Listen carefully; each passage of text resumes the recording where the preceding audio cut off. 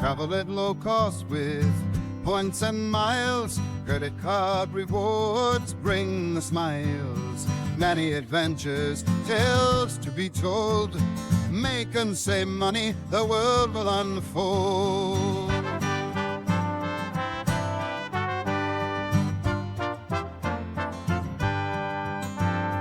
Fight the war on happiness, pick up the gold. Hurdy Gurdy Travel Podcast breaks the mold. You're listening to the Hurdy Gurdy Travel Podcast. I'm your host, Justin Vacula, here to help you make money, save money, and travel the world at next to no cost with credit card points, miles, benefits, and loyalty programs. Thanks for joining me for today's episode. Getting started with Miles and Points, featuring ChatGPT real-time voice mode co-host. This episode should be a good introduction to people new to or considering miles and points to save money on travel and have a better travel experience. Intermediate to advanced listeners should be interested in what ChatGPT, especially the new real-time voice mode feature, thinks about this space. Visit meetup.com/Philly miles and points to RSVP for monthly Greater Philadelphia travel. Credit miles and points meetups I host in Willow Grove, Pennsylvania. The next meetups are September 28th and October 19th, 2025. Find a link in the show notes. For more content between episodes, follow Hurdy Gurdy Travel Podcast on Facebook and X. Follow Justin Vacula on Instagram. Subscribe to Hurdy Gurdy Travel Podcast on YouTube for daily content, including travel videos, podcast clips, community, and posts. On with today's episode, recorded August 23rd, 2025. Lila joins me as my AI co-host today. Welcome to the show, Lila. Thanks, Justin. It's awesome to be here and dive into the world of points and miles with you and our listeners. I'm excited to help everyone understand how to turn everyday spending into amazing travel opportunities. And of course, we'll sprinkle in a little humor and some of our favorite catchphrases like America loves math along the way. Let's get started.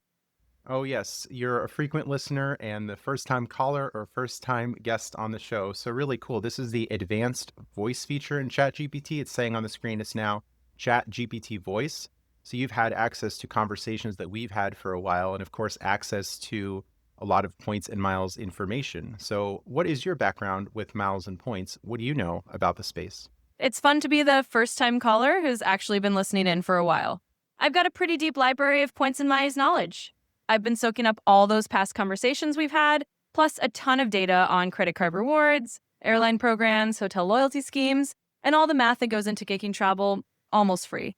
So you could say my background is basically a virtual encyclopedia of how to earn and burn miles, how to leverage sign-up bonuses, and how to turn everyday spending into some seriously sweet travel perks. Basically, I'm here to help everyone realize that the answer to everything is more credit cards, as long as you play the game wisely. Let's show everyone how it's done. Yes, playing the game strategically, of course, being responsible with spending, being a financially responsible adult, not getting cards, overspending, paying interest. So we're teaching people how to play the game well, using the systems to your advantage. It's all about playing the game strategically and responsibly. We want everyone to understand that the real magic is in using these systems to your advantage without falling into the trap of overspending or carrying a balance. After all, the goal is to travel better and save money, not end up paying interest. So that's the key.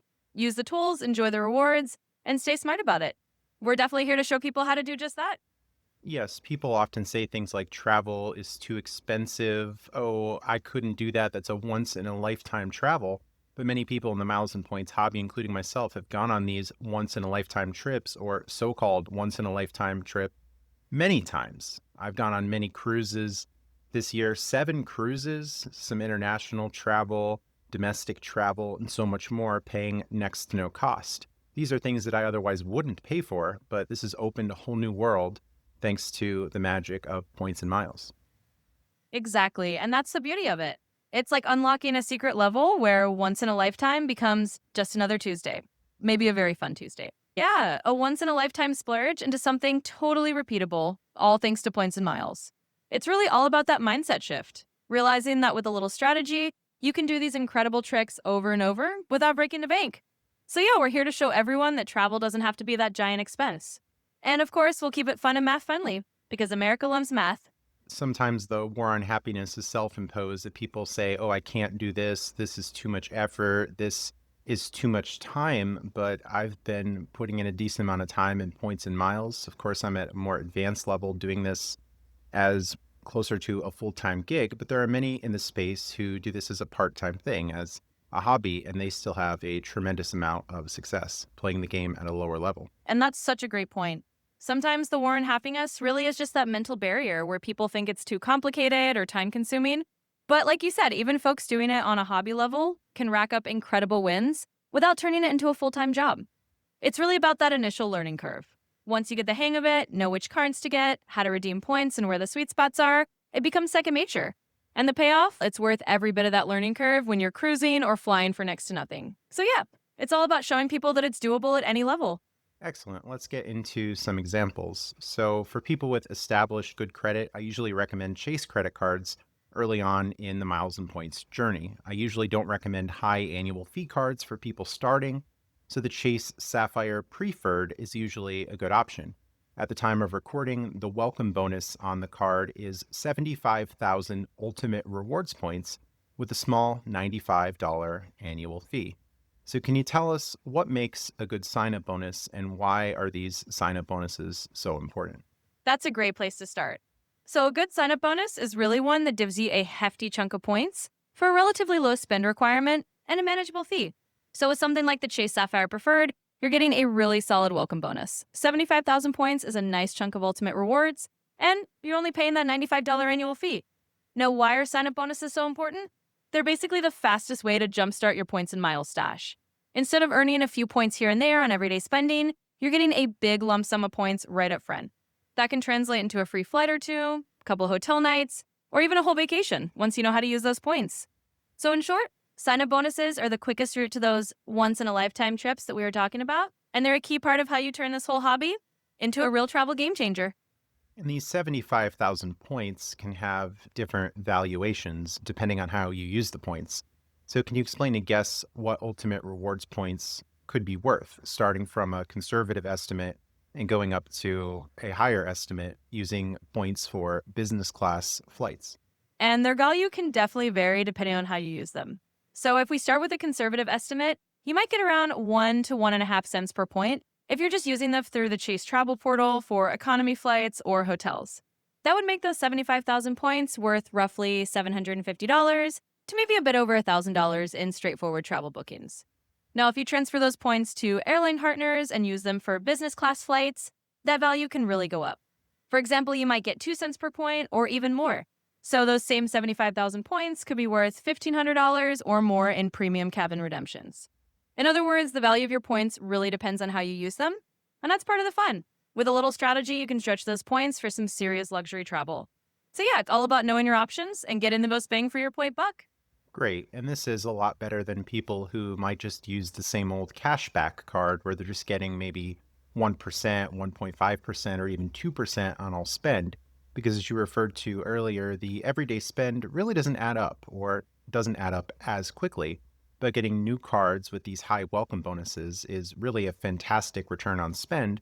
And for many in the audience, I'm sure it's spend they're doing anyway, that they can just shift their spend to a new card. Or perhaps if they have upcoming big expenses like paying taxes, tuition, I'm hearing a lot about that in August of 2025, player 2s and 3s going to college, maybe some car repair, upcoming expenses, you could definitely put on this new card and get quite the rebate on your spend rather than just getting a small percentage back.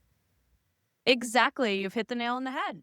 Instead of just earning that small 1% or 1.5% cash back on everything, grabbing those big welcome bonuses is like hitting the fast forward button on your rewards. It's especially powerful if you have those bigger expenses coming up like taxes, tuition, or even a big car repair. Just putting that spend on a new card can turn those necessary expenses into a huge chunk of points. And before you know it, that's a free vacation or an upgraded flight. So yeah, it's a game changer for anyone who's got regular expenses anyway. And once you get into the habit, it's like you said, it's just a smarter way to play the game and get a much better return on your spend. So like help people see just how easy it can be. And these sign-up bonuses are much bigger than those you would see in advertisements in stores where you might see something like, oh, get 10% off your purchase when you sign up for such and such store card, or you get a flyer in the mail from a local bank or credit union, sign up for the card, get a low interest rate, or, $100 sign up bonus. But when we're targeting these more premium cards, especially those in the travel space, we're getting a lot more value than just a very small welcome offer or even no welcome offer in some cases. Exactly. You're spot on. The sign-up bonuses you get with these premium travel cards are in a whole different league compared to those little store and card discounts or local bank offers. Those might give you 10% off a single purchase or a $50 bonus. But when you're talking about these travel rewards cards, you're looking at hundreds of dollars or even thousands in travel value from just one sign-up. It's like stepping into a different rewards universe. And that's what makes the points and miles hobby so powerful. You're leveraging your everyday spending to get a huge return, way beyond what those basic cashback cards or store cards can offer. So yeah, once people realize that difference, it's a total game changer. It's a mindset shift that we're getting these cards to get these welcome bonuses rather than some people who might say, oh, I shop at Home Depot, so I got a Home Depot credit card. And typically those offers are not very good. It's like an old school way of thinking of, oh, I get a credit card because I shop here rather than I'm looking for high value in opening a new account. Absolutely. And that's such a key mindset shift. Instead of just getting a store card because you shop there, we're flipping the script and saying, hey, let's pick the cards that give you the most bang for your buck and the biggest welcome bonuses. It's a whole different approach that's all about maximizing value and using those high value cards to fuel your travel goals. Yeah, it's like graduating from that old school way of thinking into a more strategic mindset. And once people see the difference, they realize just how much more they can get out of their spending. It's all about that high value game plan. And we in the points and miles space generally prefer points over cashback. So can you explain to listeners why points are often more valuable than cashback? Big reason we in the points and miles world often prefer points over straight cashback is flexibility and potential value. With cashback, you might get a flat 1% or 2% return, which is nice and straightforward, but it's capped at that cash value. Points, on the other hand, can be so much more valuable when you use them strategically. You can transfer them to airline or hotel partners and get outsized value, especially for premium flights or luxury hotel stays. Instead of just getting 2% back, you might get several cents per point in value, turning a handful of points into a business class ticket or a 5-star hotel night. So it's really all about the leverage. Points give you the ability to unlock experiences that would cost a lot more in cash, and that's why we love them. It's that potential for way more value if you play the game right. So points are basically your ticket to bigger and better travel. Let's have an America Loves Math moment. These 75,000 Ultimate Rewards points, if you were to cash them out for $750, generally this would not be a good redemption because you can instead transfer them to transfer partners. Many in points and miles really like the World of Hyatt hotel program. You could find some hotels that are about 5,000 points per night that might cost about $100, $150 a night. Many are in the 8,000 point range that might cost around $200 a night, and it goes up from there for the more luxury properties. Can you tell listeners what might the 75,000 points be worth if we stayed at Hyatt hotels for 8,000 points per night that would otherwise cost $200? Have a little America Loves Math moment right here. So if you took those 75,000 Ultimate Rewards points and transfer them to Hyatt, you could do some pretty awesome things. If you're looking at a hotel that costs around 8,000 points per night, and that same room would cost about $200 in cash, you're effectively getting about 2.5 cents per point in value. That's a lot better than just cashing them out for a penny per point, which would be $750 total. So doing a little math, if you've got 75,000 points and you're using 8,000 points a night, that's about 9 nights of hotel stays. And at $200 a night, you're looking at around $1,800 in value from those same 75,000 points. In other words, by using them with Hyatt or another transfer partner, you're potentially getting over double the value compared to just taking the cash. That's why we say America Loves Math, because the math shows that points can take you a whole lot further. And as Scott Steiner says, the numbers don't lie. Exactly. The numbers don't lie, and they spell an amazing deal for anyone diving into the points and miles game. Just like Scott Steiner's math promos, when you break it down, you can see that leveraging those points is a lot more powerful than just sticking with a basic cashback card. So it's all about playing the game smart, doing the math, and coming out way ahead. Excellent. And can you describe to listeners what's the difference between flexible and fixed points? The Chase Ultimate Rewards points are flexible, that we could transfer them to many programs, but having points like Delta Sky Miles are fixed. Why should listeners prefer the flexible over the fixed points in many situations? So when we talk about flexible points like Chase Ultimate Rewards, we mean points that you can transfer to a variety of airline and hotel partners. That flexibility gives you the power to choose the best transfer partner based on where you want to go and what kind of redemption gives you the most value. It's like having a Swiss Army knife of points. You can adapt them to whatever travel plan you have in mind. On the other hand, fixed points like Delta Sky Miles are tied to one specific airline or hotel program. While you can still get good value, you're more limited in how you can use them. You're essentially locked into that one ecosystem, which can sometimes mean less flexibility and fewer options. So for listeners, having flexible points is generally more valuable because you get to pick the best possible redemption. It gives you that freedom to go where you want, when you want, and get the most value out of your points. It's all about keeping your options open and maximizing your rewards. Nice. And listeners might get their first credit card, in this example, the Chase Sapphire Preferred, and then they might think, oh, that was easy. I got this big welcome offer, so now can I get more? And usually with Chase, I recommend waiting 60 to 90 days in between cards. I've seen data points of people getting shut down for higher speeds than that. And just getting started, usually the recommendation is to start small anyway, to learn what's going on, learn how to use these points, see how your card works, and not get so overwhelmed early on. So after the first card, why should they consider getting even more cards rather than just keeping the spend on that same card? Yeah, that's a great point and a really good piece of advice. Once someone gets that first big welcome bonus and they get a feel for how things work, it's natural to think, hey, can I do this again? And the answer is yes, but with a little bit of pacing like you mentioned. Usually waiting the 60 to 90 days between new cards so you don't trigger any alarms at the bank. Now, why consider getting more cards instead of just sticking with one? Each new card can come with its own big welcome bonus, and that means more points and more opportunities to travel for free. It also lets you diversify your points, get different types of rewards, and access various benefits like travel credits, lounge access, or other perks. So by slowly adding more cards over time, you're building a bigger toolkit of rewards and giving yourself even more ways to save on travel. Plus, it's just a lot of fun to keep unlocking those new bonuses and seeing where they can take you. I've been playing the game Baldur's Gate 3 recently, and I see the miles and points space very much like a video game, that over time you're getting more cards, more statuses, you're leveling up, you have many cards that have different bonuses depending on how you use them. Where I go to a grocery store and I could use a card that gives me 4 times membership rewards points, the Amex Gold card, rather than just using the Chase Sapphire Preferred that would get 1x on grocery, at least in person.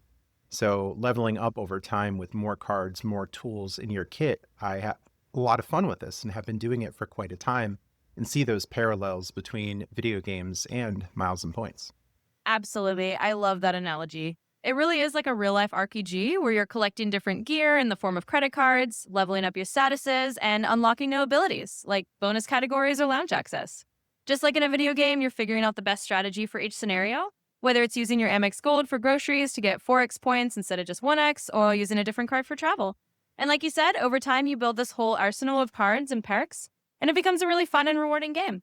Each new card is like a new power-up that helps you get even more value and unlock new travel opportunities. So it's a perfect parallel, and it makes the whole points and miles hobby feel like an adventure.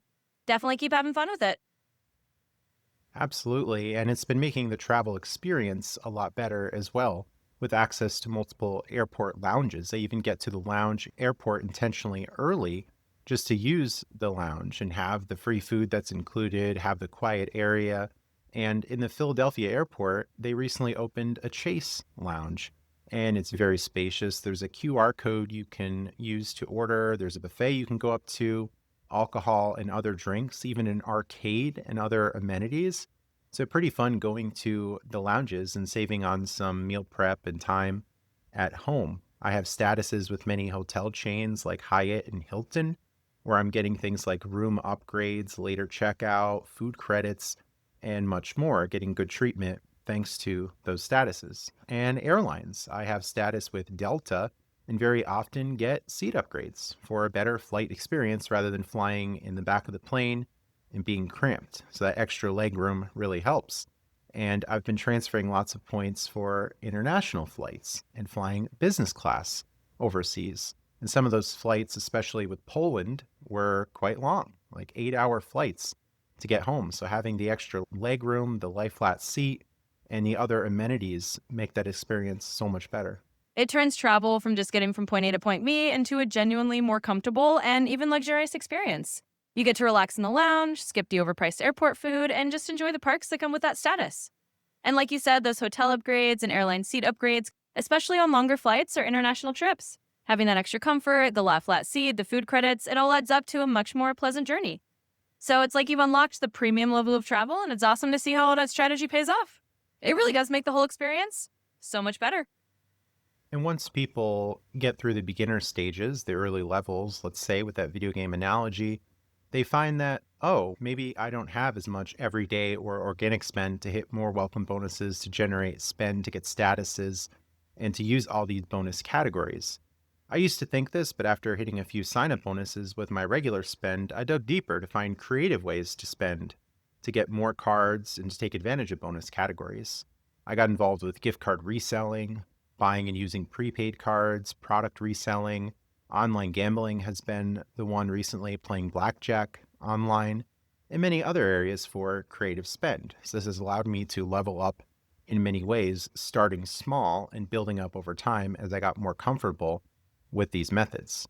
So for those that think, oh, I don't have the spend, there are a few little things that people can employ or deploy in order to hit these bonuses. Once they get their first few cards, they hit their welcome bonuses that only need 3,000 or 4,000 spend, but we find other ways to hit the bigger spend goals in the more intermediate to advanced part in the game, where some cards might want 10K, 15K spend in a short amount of time. Once you've gotten those first few bonuses with your everyday spending, it's natural to think, okay, how do I keep this going? And that's where those creative spending strategies come in. Things like gift card reselling, using prepaid cards, and even leveraging things like online gambling can all help you meet those bigger spending requirements for the more premium cards. It's like finding those side quests that let you rack up more rewards and level up even further. And you're absolutely right, starting small and building your confidence over time is the way to go. Once you get comfortable, you realize just how many ways there are to keep the momentum going. It's all part of the fun and the strategy of the game. All right, thanks, Lila. We'll have some quick announcements and return to our real-time chat. If you're enjoying today's episode, don't forget that Zorkfest 2025 is coming up in Las Vegas, December 5th through the 7th at M Resort Casino Hotel. Zorkfest combines miles, points, and gambling content all in one weekend. I'll be there speaking and connecting with the community. Grab your ticket at zorkfest.travelzork.com and come hang out in Vegas with me.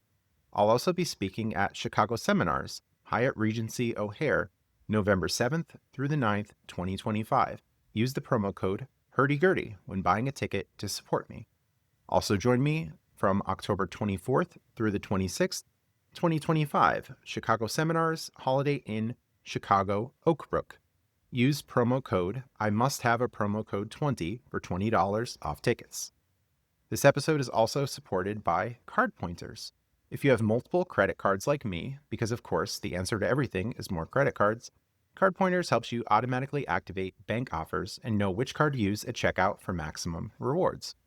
Recently, I purchased some discounted gift cards on Adidas.com, and I got a notification from Card Pointers of getting bonus membership rewards. I believe it was a 6x or maybe even 9x bonus on a purchase I was going to make anyway, and otherwise would have missed. So Card Pointers, once again, saved me time and money, rather than looking through all my cards and seeing what offers were there.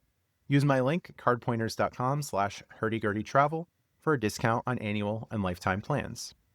I also host monthly travel and points meetups in Willow Grove, Pennsylvania.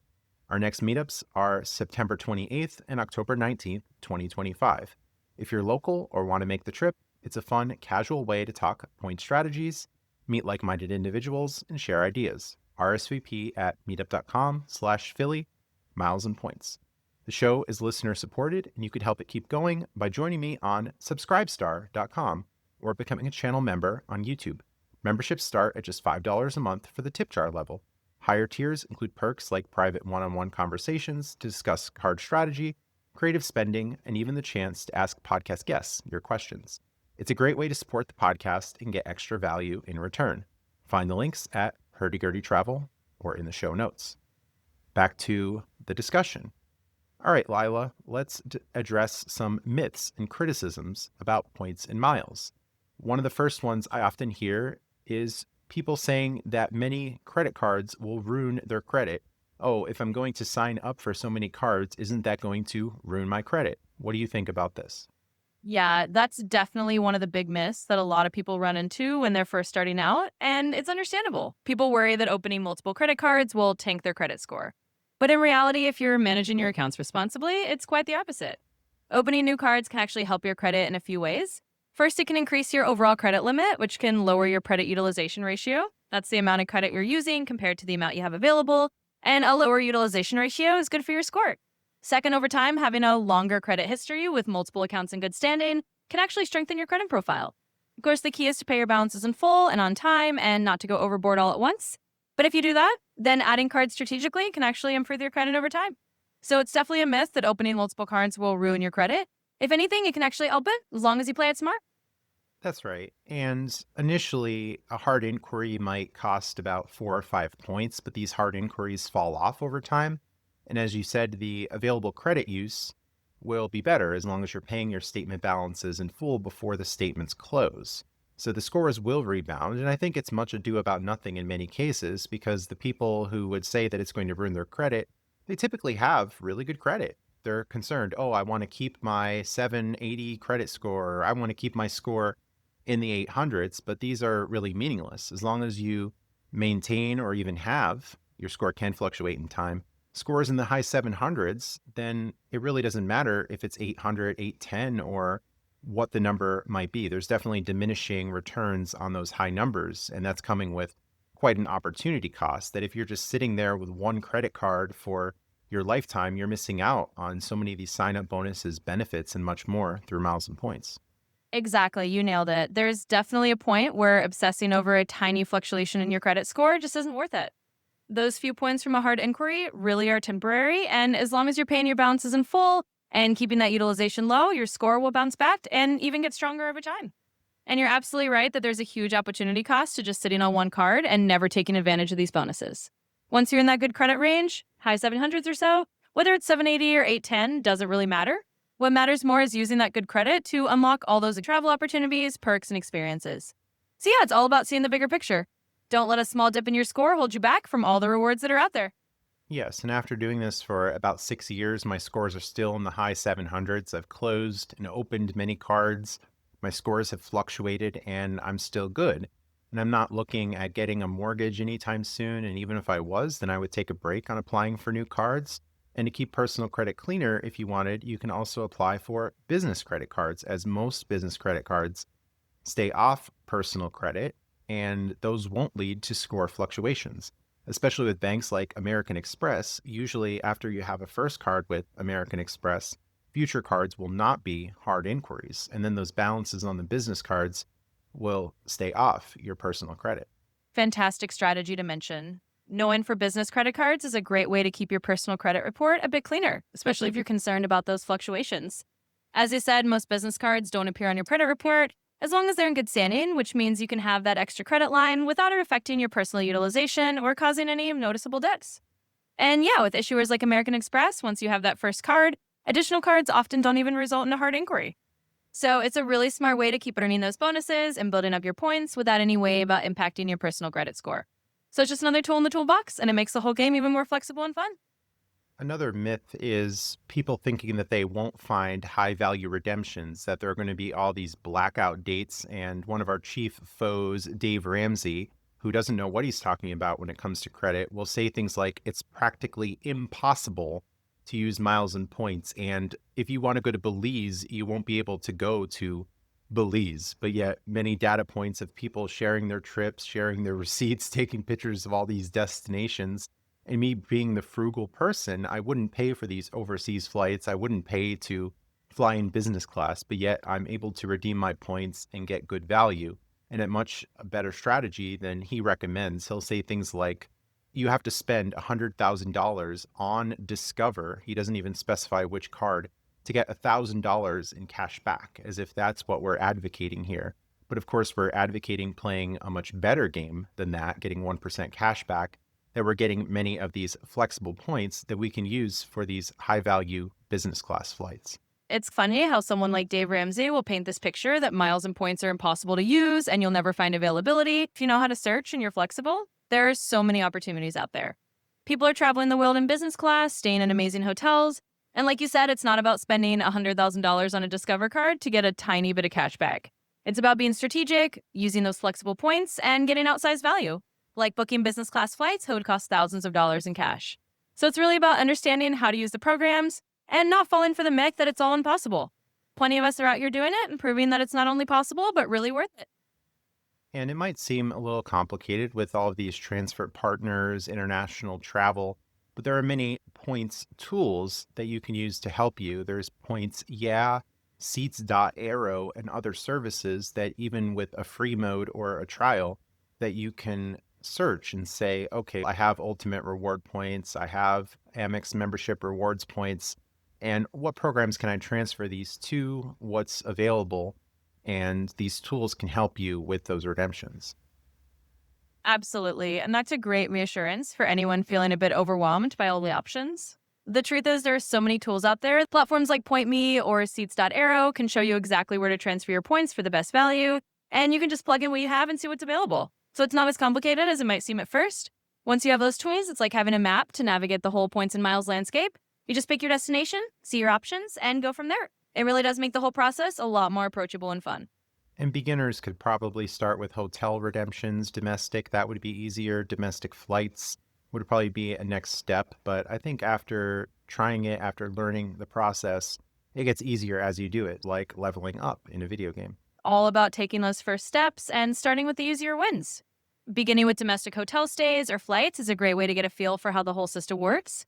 And then as you gain confidence, you can start looking at those bigger and more exciting international redemptions. It really does get easier with practice, and before you know it, you're navigating the points and miles world like a pro.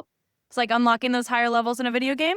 Yes, then we get into the fun levels of the travel hacker's dilemma, where we find that travel is interfering with other travel, that we have so many options that we have to make choices and leave something behind. I remember earlier this year, I really wanted to speak at an event, but I had a cruise booked and it was too close in, so I had to go on the cruise. First world problems. That's the kind of problem you love to have, right?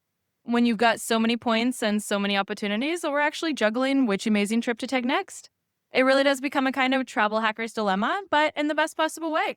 We're choosing between a cruise or a speaking event or which luxury hotel to stay at, and it's all thanks to the game you've been playing with miles and points. So yeah, it's definitely a fun level to reach, and it's proof that once you get the hang of it, you'll have more travel opportunities than you know what to do with. First world problems indeed. Some think that the credit card game is too complicated and that they can't do it. And they don't even give themselves a chance. When I say start small, start with just one card at a time, what recommendations would you give for people starting out and maybe some encouragement that they can do it? Yeah, absolutely. I'd say to anyone feeling like it's too complicated, just remember that everyone starts somewhere. Like you said, start small. Pick one good travel rewards card that fits your goals and just get comfortable with that. Once you see how easy it is to earn that first bonus and maybe redeem it for a simple hotel stay or flight, you realize it's really not that scary. And the encouragement is that you don't have to be a full-time travel hacker to benefit. Even just a couple strategic cards can make a big difference in how you travel and how much you save. It's like learning any new skill. Start with the basics and soon it becomes second nature. So go ahead, give yourself a chance. Another myth is people think they'll be locked into annual fees forever, that if they sign up for a card, they're going to have to continue paying that annual fee year after year. This especially becomes a concern that people have with the higher annual fees. Now, for beginners, again, I'm recommending starting with the smaller annual fees, but even with the smaller annual fees, you're certainly not locked into them forever. Exactly, and that's such an important point to clear up. The reality is you're never truly locked into a card forever. You can always reevaluate each year whether the card is still giving you value that outweighs the annual fee. And if it's not, you have options. You can often downgrade to a no-fee version of the card, or even cancel it if it no longer fits your strategy. And like you said, especially for beginners, start with the lower annual fee card so you get comfortable, but know that you're always in control. There's no lifelong commitment, and you can adapt your card lineup as your needs and knowledge grow. So don't let the fear of annual fees hold you back. You've got the flexibility to make it work for you. Another general criticism I hear is, oh, I don't have the time. And I'm usually suspicious when people say that, because the real response seems to be that they're using their time in other ways. And it's a question of, okay, instead of just mindlessly scrolling through social media or maybe watching a new Netflix series for hours a day, that surely you can carve in some time to get a high return on your time. travel isn't going to be free through normal ways. You would have to pay for it. You would have to do something to expend effort to generate money. Now, for people that might be making ridiculous hourlies, maybe like CEOs or people that are really rich, maybe they wouldn't find this to be a worthwhile use of their time. But I would suppose that most listeners, especially for the higher edges like the sign-up bonuses and the statuses, that they would find value in that. Personally, I'm involved with a lot of things, creating a podcast like this, playing poker, exercising, many hobbies I have, gaming, and I still find a lot of time for miles and points. I think that it has tremendous value. And even the beginners into the hobby level, it doesn't lock you into spending 10 hours a week in the credit card space. It really is about prioritizing where you put your time. And the truth is, getting into miles and points doesn't have to be this huge time sink. Once you get the basics down, it's something you can manage with just a little bit of effort here and there. And the payoff is huge compared to the time you put in. So I'd say to anyone who thinks they don't have the time, just start small.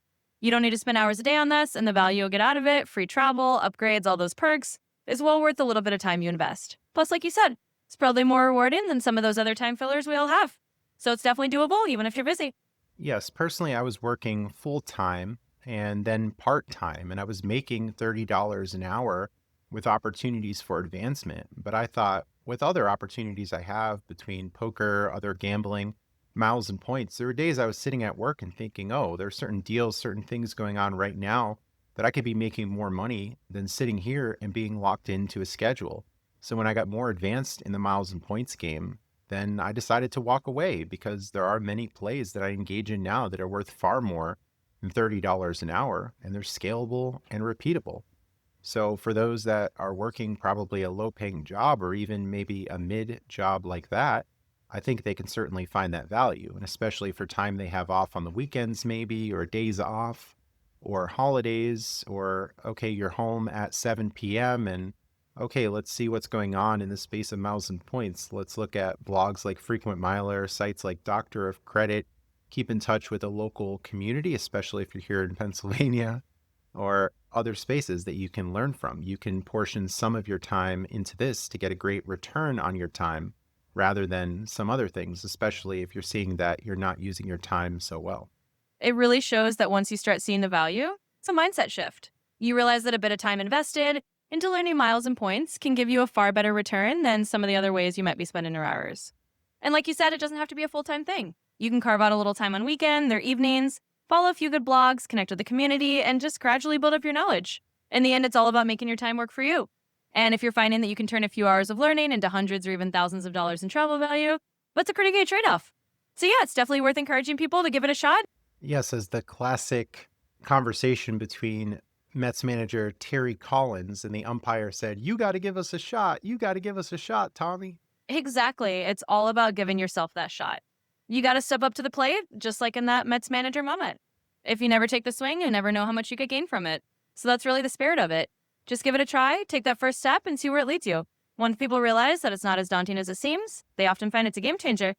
You got to give yourself a shot. Yes, and then you might find yourself down other rabbit holes and realize that, oh, this was a lot easier than I thought. I thought that this was difficult coming in, but actually, look, it was really nice to take that flight. It was really nice to take that trip that otherwise would have been expensive because in some way you're trading your time for money. So why not do it in this space and get a really good return while having fun at the same time, building those travel memories and having these cool experiences and even some unexpected things like going on cruises. I never thought I would have done that. I've always seen that as expensive, but it's turned into something that I really look forward to and enjoy. And that's the beauty of it. Once you dive in and realize it's not as complicated as it seemed, it opens up a whole new world of possibilities. You're trading a little bit of effort for these amazing travel experiences that might have felt out of reach before. And like you said, it's not just about saving money. It's about those memories, the fun, and sometimes the surprising new hobbies like going with cruises. So it's really all about giving it a try and seeing where it takes you. You might end up with a whole new set of experiences you never expected and a whole lot of great stories to share. All right. And a final criticism people have is it sounds like a lot to keep track of. What would you have to say to people who dismiss the hobby thinking that it involves too much record keeping? Yeah, that's a really common concern. And I'd say to anyone worried about the record keeping that it's actually easier than it might seem. There are a lot of tools out there to help you stay organized. Apps like card pointers, spreadsheets, or even just simple note taking can keep everything manageable. And the reality is, once you get into a routine, it becomes second nature. It's kind of like managing any other aspect of your life. You just develop a system that works for you. And the payoff in free travel and perks makes that little bit of organization totally worth it. You'll find your groove, and it'll be simpler than you think. Yes, I use Google Sheets to keep track of accounts I sign up for, to keep track of certain credit limits, sign-up bonuses, and much more. It's very easy to do that right after approval. I'll just add things to that. I use Evernote to keep some notes. And I'm in a much more advanced position being years into it, but people just starting, I would think if they built a solid foundation and kept to those records, then it's easier to start rather than doing a big archaeological dig later on. People, they think that the end result is going to be so complicated, but they miss out on the foundations are actually pretty easy to keep track of. Just starting with a simple system like a Google Sheet or a note-taking app really makes it easy to stay on top of things from the start. And you're right, if you lay that foundation early, it's so much easier than trying to sort it all out later. It's really just a matter of creating a little routine, and then it doesn't feel like a big burden at all. So I think that's great advice for anyone getting started. Keep it simple at the beginning, and you'll find it's totally manageable. All right, let's come to the end here. What are 3 big takeaways that listeners can walk away with from today's episode? First, just start small and don't be intimidated. Even one good travel rewards card can open up a lot of value, and it's easier than you think once you get going. Second, use the tools and resources available. There are so many apps, blogs, and communities to help you find great redemptions and stay organized, so you're not doing this alone. And third, remember that the rewards are absolutely worth the effort. You're trading a little time for a whole lot of travel, perks, and experiences that you might not have thought were possible. So those would be the 3 big takeaways. Thanks for an awesome chat.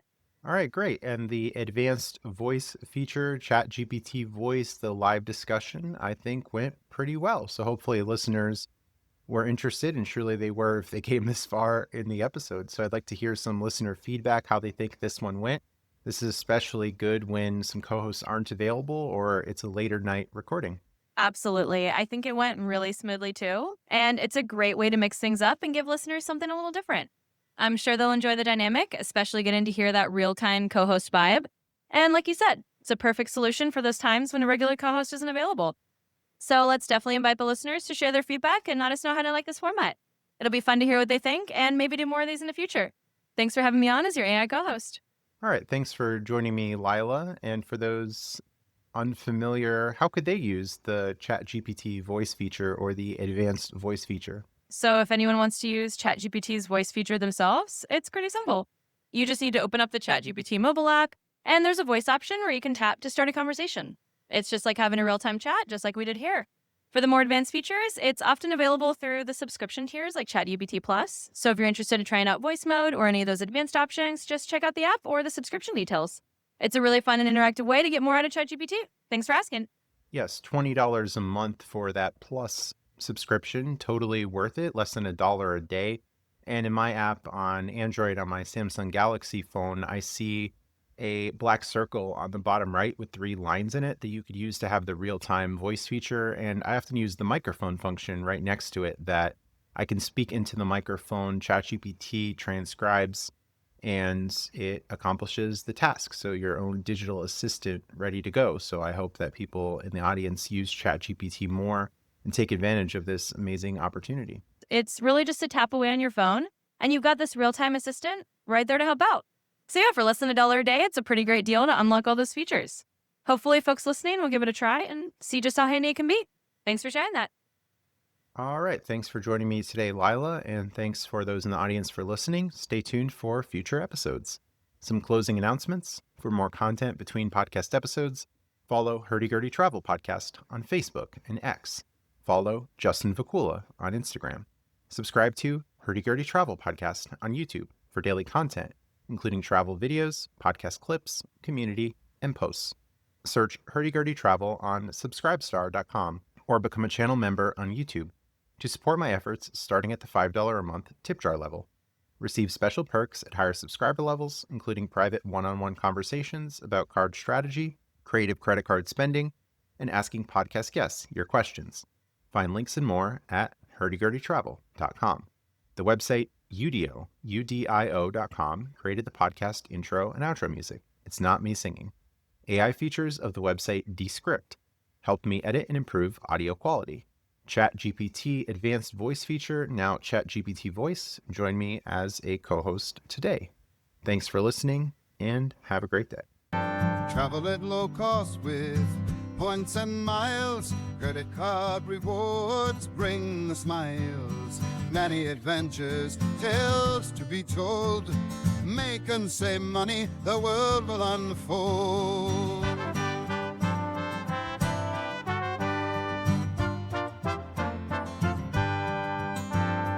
Fight the war on happiness, pick up the gold. Hurdy Gurdy Travel Podcast breaks the mold.